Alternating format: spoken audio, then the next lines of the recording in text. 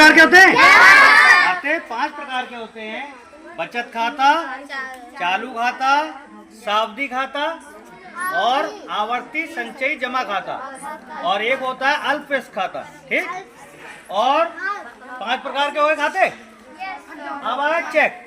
देखो सबसे पहले तो देखो चेक के बारे में। देखो चेक दिख रहा है। चेक में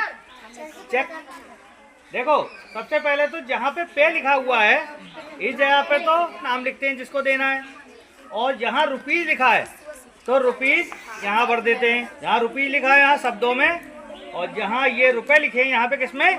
अंकों में। अब लिखने का भरने का तरीका भी होता है। कहाँ से लिखते हैं? जहाँ से ये रुपये लिखा हुआ है इसके बगल से लिखना चालू करते हैं, जगह नहीं छोड़ते हैं। क्यों नहीं जगह छोड़ते?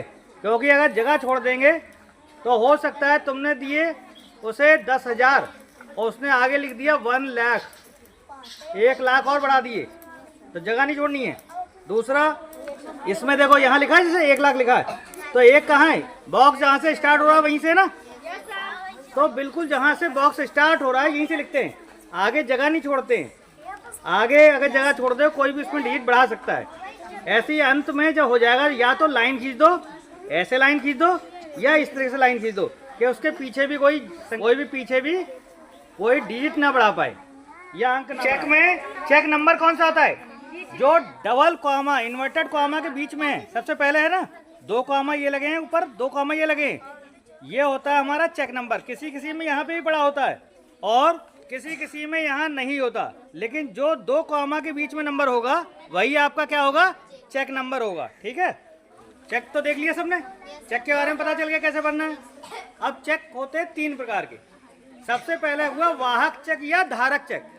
वाहक चेक या धारक चेक का मतलब है आप किसी का भी नाम भर के यहाँ दे दोगे, जिस व्यक्ति को दे दिया तुमने, और वो व्यक्ति बैंक में जाएगा और उसका कैश ले लेगा। हमने नाम भर के दे दिया, किसी का भी नाम भेज दिया अमित, अब अमित का नाम भर दिया लेकिन लेके चला गया सुमित, तो सुमित से वो ये नहीं पूछेंगे अपने आइडेंटिटी दिखाओ या अपना आधार कार्ड दिखाओ। वो जो भी चेक लेके जाएगा उसको पैसा दे दिया जाएगा, ले जाएगा पैसा, तो उससे चेक सुरक्षित नहीं हुआ ये। ठीक है। दूसरा होता है आदेशित चेक या ऑर्डर चेक। तो उसमें क्या होता है कि जो व्यक्ति को हम जिसके नाम से काट के देंगे बैंक केवल उसी व्यक्ति को देगी, जबकि वाहक चेक में क्या था कि जो भी व्यक्ति चेक लेके जाएगा किसी का भी नाम पढ़ाओ, बैंक वालों को उससे मतलब नहीं है, वो पीछे सिग्नेचर करके दे देगा, अपने बात पूरी होगी।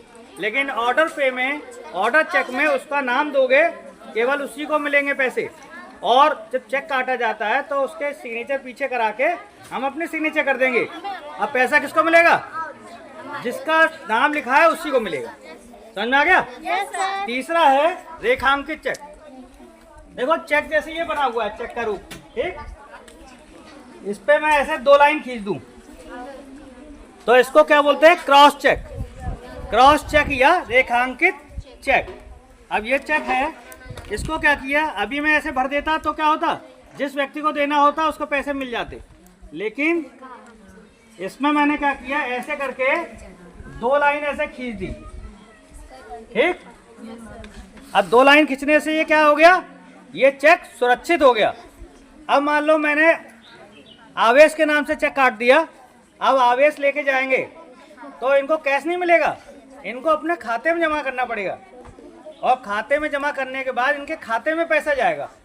मान लो ये झूठ बोल जाते हैं कि सर जी आपने तो मुझे पैसा दिया ही नहीं, तो क्या होगा कि इनके पासबुक में तो एंट्री होगी, बैंक में एंट्री होगी, इनके खाते में मेरे खाते से पैसा ट्रांसफर हो गया है, तो पैसा जो है सुरक्षित हो गया। और चेक भी अगर मान लो कहीं गिर जाता है तो उसका कोई यूज कर। चेक को रेखांकित करने का मतलब क्या होता है? चेक को सुरक्षित करना। तो समझ में आ गया? पहला हुआ धारक चेक या बेरर चेक। धारक चेक या बेरर चेक, जो भी व्यक्ति बैंक में ले जाएगा पैसा कैश उसको दे दिया जाएगा। दूसरा था ऑर्डर चेक या आदेशित चेक, जिस व्यक्ति का हम नाम लिख के देंगे केवल उसी व्यक्ति को पेमेंट मिलेगा।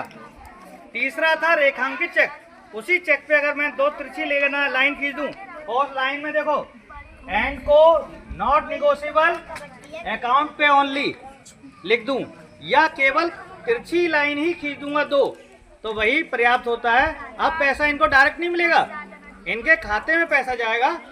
ये चेक को अपने खाते में जमा करेंगे और पैसा कहाँ जाएगा, इनके खाते में जाएगा।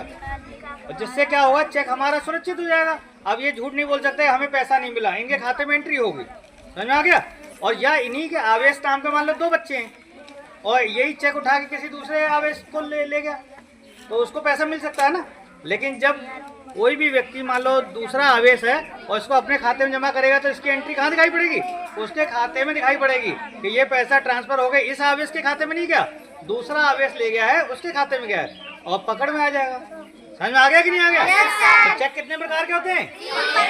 3 प्रकार के। पहला वाहक चेक या बेरर चेक, दूसरा आदेशित चेक या ऑर्डर चेक और तीसरा होता है रेखांकित चेक। समझ में आ गया?